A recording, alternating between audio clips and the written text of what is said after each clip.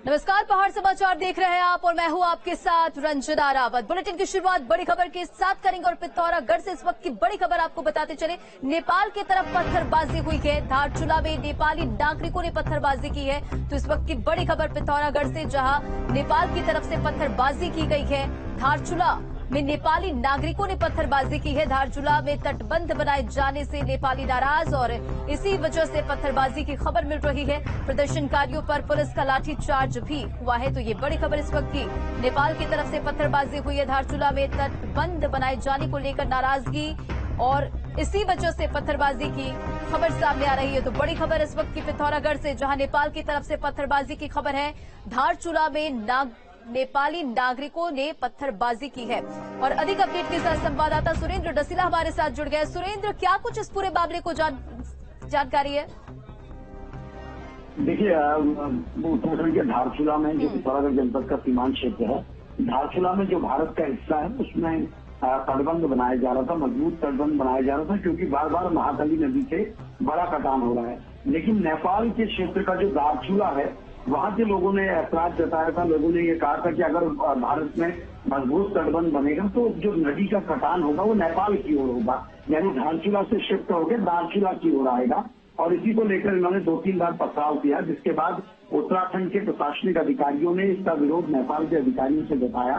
नेपाली अधिकारियों ने फिर नेपाली पुलिस फोर्स को लाठीचार्ज के आदेश दिए। इन पर लाठीचार्ज हुआ प्रदर्शनकारियों पर, और उसके बाद ये पूरा मामला शांत हुआ। ये बताया जा रहा है कि अब स्थिति कंट्रोल में है और अब इस मामले में बात कर ली गई है। लेकिन पिथौरागढ़ के प्रशासनिक अधिकारियों ने कहा है कि एक बार और नेपाल के अधिकारियों को ये कहा जाएगा कि किसी भी तरीके से ये कार्य पर व्यवधान न करें, क्योंकि भारत अपने क्षेत्र में काम कर रहा है, अपने तटबंध बनाने का काम कर रहा है। उससे नेपाल को किसी तरीके का विरोध नहीं होना चाहिए। और इसीलिए नेपाल के जो प्रशासनिक अधिकारी हैं वो भी इस बात से सहमत है और इसीलिए ये लाठीचार्ज भी किया गया, उन प्रदर्शनकारियों को शांत भी कराया गया। यानी कि सुरेंद्र, अब जो स्थिति है वहां पर शांत बनी हुई है। आप हमारे साथ बने रहे और बड़ी खबर अपने दर्शकों को बताते चले। तो नेपाल की तरफ से पत्थरबाजी की खबर सामने आई है। तो बड़ी खबर, हालांकि प्रशासन ने कार्रवाई करते हुए अभी स्थिति को कंट्रोल में कर लिया है, लेकिन ये बड़ी जानकारी आप तक पहुंचाते चले। प्रदर्शनकारियों पर पुलिस का ये लाठीचार्ज और हमारे संवाददाता लगातार बने हुए हैं। अभी क्या कुछ स्थिति है वहां पर सुरेंद्र, और आगे की कार्रवाई पुलिस प्रशासन की तरफ से क्या कुछ की जा सकती है? देखिए, अभी स्थिति कंट्रोल में है और क्योंकि दो अंतर्राष्ट्रीय सीमाओं का मामला है, दो देशों का मामला है, इसीलिए पिथौरागढ़ के प्रशासनिक अधिकारियों ने नेपाल के प्रशासनिक अधिकारियों को ये पूरी बात बताई थी और नेपाल ने अपने प्रदर्शनकारियों पर लाठीचार्ज तक किया। और उनको ये कहा गया कि भारत अपनी टेरिटरी में अगर कोई निर्माण कर रहा है तो उस पर किसी को कोई विरोध नहीं होना चाहिए, क्योंकि जिस तरह से मैंने कहा कि नेपाल के कुछ लोगों को शायद उनको ये भ्रम है कि उत्तराखंड में अगर मजबूत कंस्ट्रक्शन होगा तो अगली बार कटान नेपाल की ओर होगा। उनको ये लगता है और इसीलिए ये विरोध कर रहे थे।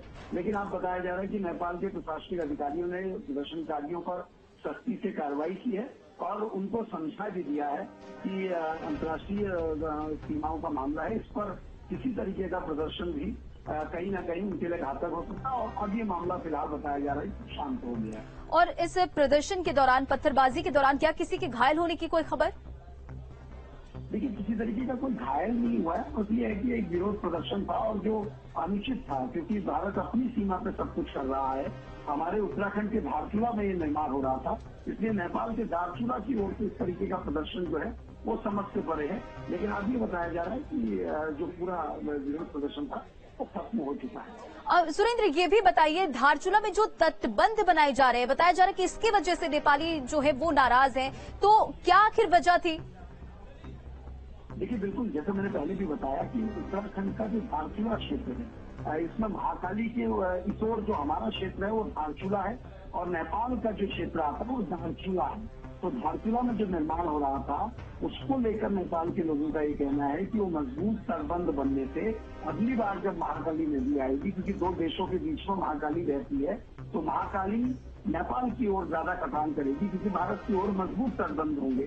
तो ये लॉजिक किसी समझ से परे नहीं है और कहीं ना कहीं दिक्कत कुछ भ्रम उन लोगों को था तो शायद प्रशासनिक अधिकारियों ने नेपाल के लोगों को अब समझा दिया है। लेकिन आगे अगर किसी तरीके का विरोध होगा तो भारत ने कहा है कि हम उस पर सख्त ऐतराज जताएंगे। बाकी सुरेंद्र, देखिए आपने जानकारी दी कि अभी स्थिति कंट्रोल में, लेकिन क्या आगे भी क्या इस तरह की कोई खबर सामने आ सकती है? क्या फिर पत्थरबाजी हो सकती है? इसे लेकर अब वहां पर पुलिस प्रशासन की टीम कितने अलर्ट मोड पर है? देखिए, 2 अंतर्राष्ट्रीय सीमाओं का मामला है, एसएसबी का जुरिडिक्शन है। पहले एसएसबी जो हमारा सशस्त्र सीमा बल है उसका जुरिडिक्शन है। एसएसबी के अधिकारी इसमें पूरी तरीके से अलर्ट है। ठीक है सुरेंद्र, आपसे पूरी जानकारी लेंगे, लेकिन इसी बीच दर्शकों को एक्सक्लूसिव तस्वीरें दिखा दें इस पूरी खबर को लेकर। पिथौरागढ़ से इस वक्त की बड़ी खबर, और देखिए एक्सक्लूसिव तस्वीरें आप देख पा रहे हैं न्यूज स्टेट उत्तर प्रदेश उत्तराखंड पर कि किस तरह से नेपाल की तरफ से पत्थरबाजी हुई।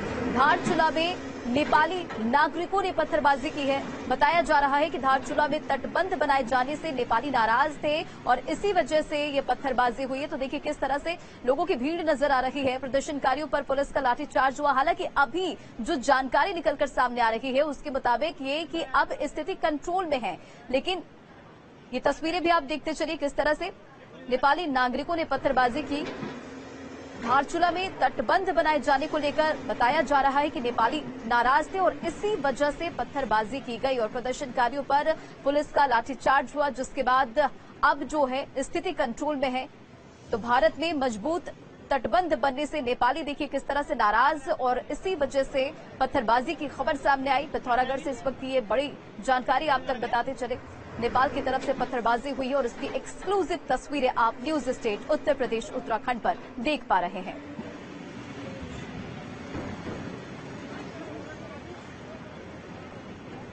तो धारचूला में तटबंध बनाए जाने को लेकर नेपालियों में आक्रोश और नेपाल की तरफ से इसे लेकर पत्थरबाजी की गई है। पिथौरागढ़ से ये तस्वीर, एक्सक्लूसिव तस्वीर आप तक न्यूज स्टेट उत्तर प्रदेश उत्तराखंड पहुंचा रहे हैं। देखिए किस तरह से, हालांकि अब स्थिति कंट्रोल में है।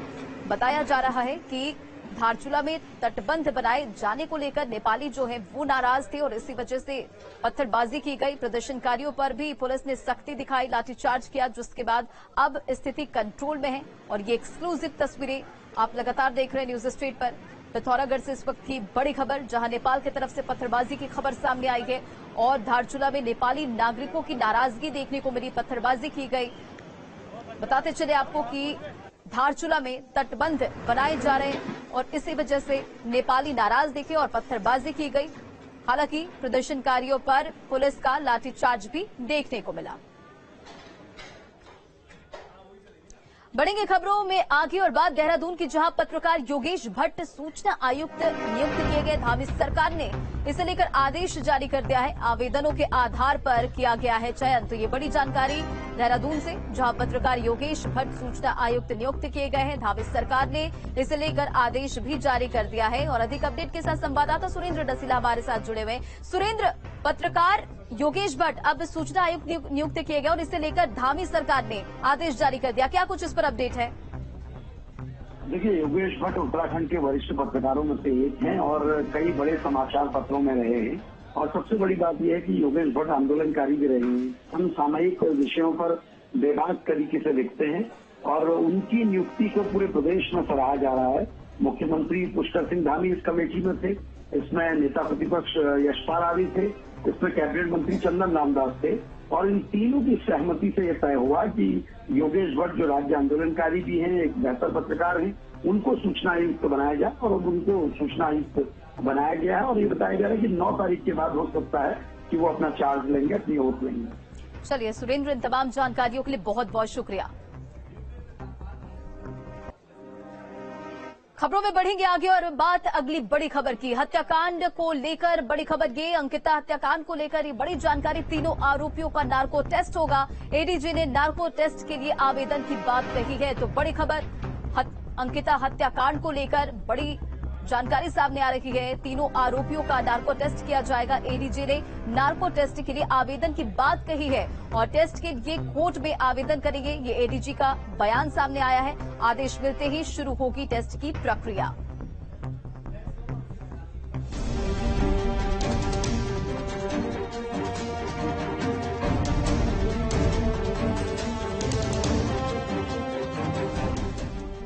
अंकिता को जल्द मिलेगा इंसाफ, हत्यारों का होगा नार्को टेस्ट। नार्को टेस्ट से होगा वीआईपी का नाम उजागर। अंकिता भंडारी हत्याकांड को लेकर जारी सियासत और प्रशासन पर उठ रहे सवाल के बीच अंकिता को जल्द इंसाफ मिलने वाला है। दरअसल पूरे मामले में आरोपियों को सख्त से सख्त सजा दिलाने को लेकर प्रशासन एक्शन में है और इसके लिए प्रशासन की तरफ से पूरी तैयारी हो चुकी है और जांच टीम 10 दिन के अंदर कोर्ट में चार्जशीट फाइल करने जा रही है। अंकिता मर्डर केस पे ड्यू डेट के पहले अब चार्जशीट फाइल करेगा और जो भी हमारे पास आए एविडेंस है वो पर्याप्त है और उस पे we will file the chargesheet. सारा हमारा जो इन्वेस्टिगेशन है ऑलमोस्ट कंप्लीट है। जो भी छोटा मोटा पॉइंट्स पेंडिंग है उसके लिए वेट कर रहे थे और ड्यू डेट के पहले हम चार्जशीट फाइल करेंगे। वहीं पूरे मामले में आरोपियों से वीआईपी का नाम उजागर करने के लिए नार्को टेस्ट भी कराया जाएगा। ADG law and order V Murugesan के मुताबिक आरोपियों के खिलाफ जांच टीम के पास पुख्ता सबूत हैं और जल्द उनको सख्त से सख्त सजा मिलेगी। जैसे अब तक हमारे इन्वेस्टिगेशन में अक्यूज लोग ड्यूरिंग पुलिस रिमांड अभी रिसॉर्ट के लोग हैं तो कहते हैं कि वहां का जो अपना वीआईपी रूम है सो कॉल्ड प्रेसिडेंशियल सूट है उस पे जो भी ठहरने वालों को वीआईपी कहते हैं। स्टिल पूरी बात सारा सच्चाई सामने लाने के लिए हमने डिसाइड किया है कि इनको नार्को टेस्ट कराया जाए अक्यूज लोगों को। बता दें कि ऋषिकेश के वनंतरा रिजॉर्ट के मालिक पुलकित आर्या और उसके 2 और साथियों ने रिसेप्शनिस्ट अंकिता भंडारी की 18 सितंबर की रात नहर में फेंककर हत्या कर दी थी। मामला सामने आने के बाद रिजॉर्ट मालिक ने ही राजस्व क्षेत्र में अंकिता भंडारी की गुमशुदगी दर्ज करवाई थी। उसके बाद 19 साल की अंकिता का शव बीते 24 सितंबर को ऋषिकेश के नजदीक चिल्ला नहर से बरामद किया गया था। वहीं अंकिता को न्याय दिलाने को लेकर बीते दिनों अंकिता के पिता ने आरोपियों के नार्को टेस्ट कराने की मांग की थी। देहरादून से सुरेंद्र डसीला के साथ team news state.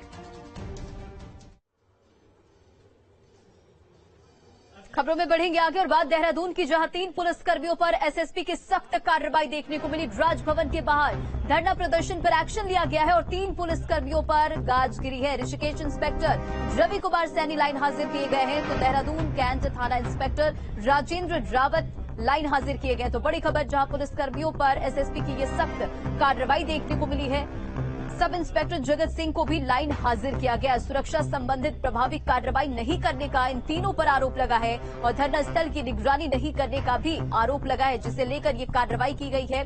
Ankita Bhandari मामले में राजभवन के बाहर प्रदर्शन हुआ था।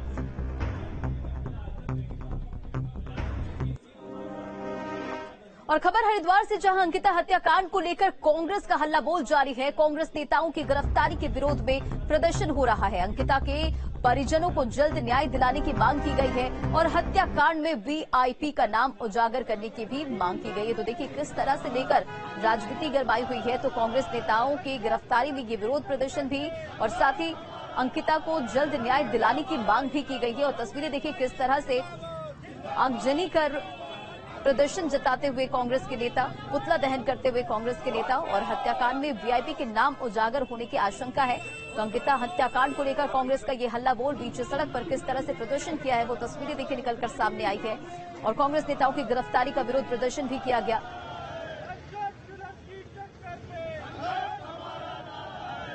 चाहते हैं जब तक उस वीआईपी का नाम सरकार नहीं बताएगी तब तक कांग्रेस ऐसे धरने प्रदर्शन करती रहेगी। अभी तक कोई इंसाफ नहीं और आप देख रहे हैं 2 महीने हो गए हैं लगभग, अभी तक कोई उन केवल 2-3 गिरफ्तारियों के बाद कोई भी नाम ऐसा सामने नहीं आया जो वीआईपी को जिसको आना था, जिस वीआईपी की व्यवस्था में वहां के जो प्रबंधक लोग लगे थे, उस वीआईपी का नाम पूछने के लिए कि सरकार से उजागर करे। हमारे आदरणीय प्रदेश अध्यक्ष कर्ण महाराज जी कल देहरादून में प्रदर्शन कर रहे थे और आज उस दमनकारी सरकार ने ऐसी जनता की आवाज को उठाने के लिए कांग्रेस के प्रदेश अध्यक्ष को कल गिरफ्तार करने का काम किया, जिसके विरोध स्वरूप हमने आज ये पुतला दहन कार्यक्रम किया है। निश्चित रूप से भारतीय जनता पार्टी जो है उस वीआईपी को बचाने पर लगी हुई है।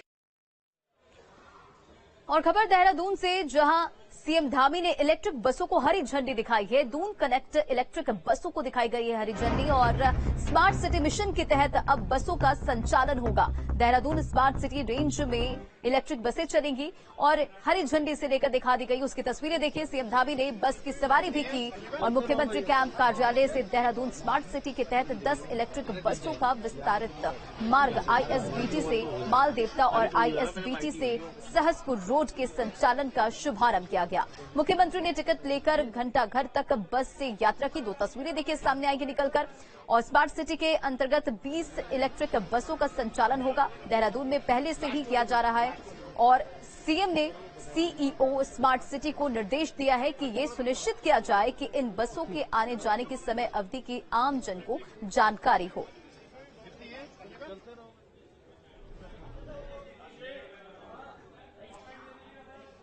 और खबर हल्द्वानी से, जहां काठ गोदाम हैड़ा खान मोटर मार्ग बंद किया गया है। मार्ग पर पहाड़ी से लगातार मलबा गिर रहा है, जिसे देखते हुए ये फैसला लिया गया है। लगातार मलबा गिरने के चलते ये फैसला लिया गया। पीडब्ल्यूडी के प्रमुख इंजीनियर ने निरीक्षण किया और निरीक्षण के बाद ये अहम फैसला लिया गया है। क्षतिग्रस्त काठ गोदाम हैड़ा खान मोटर मार्ग का पीडब्ल्यूडी विभाग ने प्रमुख अभियंता ने विभागीय अधिकारियों के साथ स्थलीय निरीक्षण किया। तस्वीरें सामने आई है निकलकर और सड़क पर पहाड़ से मलबा लगातार गिर रहा है और मलबे में काफी नमी है। ऐसे में सड़क दोबारा से किस तरह से बनाई जा सकती है, इसको लेकर एक बड़ी एजेंसी से सर्वे कराने की प्रमुख अभियंता ने बात कही है। इस मार्ग पर पूरी तरह से आवागमन बंद करने का निर्णय लिया गया है और पीडब्ल्यूडी विभाग ने काफी हद तक मलबे को हटा लिया है, जिसके बाद लोग पैदल और 2 पहिया वाहनों से अपनी जान जोखिम में डालकर आना जाना कर रहे हैं। पता है कि इसमें अभी स्लिप कंटिन्यू है। स्लिप की चाहे वो उसकी क्वांटिटी कम हो गई हो, लेकिन अभी भी स्लिप है इसमें। तो इसके लिए बहुत ही ज्यादा डिटेल्ड और बहुत ही रेप्यूटेड संस्था से इसका जो स्टडी कराने की आवश्यकता है। फिलहाल इसमें यहाँ से जो गुजरने वाले लोग हैं उनकी जान माल की क्षति को देखते हुए इसका अभी फिलहाल इस पर कोई भी ट्रैफिक अलाउ ना करने का ये निर्णय लिया जाता है और ये इसके हित में ही होगा कि कम से कम जब तक इस पर कोई प्रिवेंटिव मेजर्स या कोई ऐसी डिटेल्ड स्टडी की रिपोर्ट हमको नहीं प्राप्त होती है, तब तक इस पर ट्रैफिक बंद रखा जाए। टिहरी जिले के ऊंचाई वाले इलाकों के साथ साथ नई टिहरी में 1 दर्जन से अधिक पालाग्रस्त क्षेत्रों में पाला गिरने से वाहन दुर्घटनाग्रस्त हो रहे हैं और नई टिहरी की जनता के लिए इन दिनों मुसीबत बनी हुई है। वहीं सड़कों पर बिछे पाले से परत आए दिन वाहन दुर्घटनाग्रस्त हो रहे हैं। तस्वीरें भी देखिए सामने आई है निकलकर और ऐसे में लोगों को रोजमर्रा के काम करने में कई दिक्कतों का सामना भी करना पड़ रहा है और पाले की वजह से किसानों की फसलें भी नष्ट हो रही है। और टिहरी जिले के ऊंचाई वाले स्थान प्रतापनगर, धनौल्टी, चंद्रबदनी, सुरकंडा, ये तमाम वो जगह जहां किसानों की फसलें पाले की वजह से खराब हो रही है। ठंड के मौसम में लोगों को भारी मुसीबतों का सामना करना पड़ रहा है और इसके प्रयास में प्रशासन के अधिकारी लगातार जुटे हुए हैं। जितनी ग्राम पंचायतें हमारे, जितने नगर पालिकाएं हैं या नगर पालिका पंचायत हैं, उन सभी को निर्देशित कर दिया गया, वहां व्यवस्था की जा रही है। साथ ही साथ में रैन बसेरा के लिए भी हम लोग हमने मुहिम ली है कि पूरे जनपद में जितने भी रैन बसेरा हैं उनको भी हम समय से दुरुस्त करते हैं, जिससे कोई भी हमारा पर्यटक है अगर उसको कहीं दिक्कत हो तो रैन बसेरा में भी वो अपना स्थान पा सके। साथ ही साथ में होटलों और जितने भी रिजॉर्ट्स हैं हमारे, उनके संबंध में भी हमारे पटन जो अधिकारी हैं उनको भी बता दिया गया है।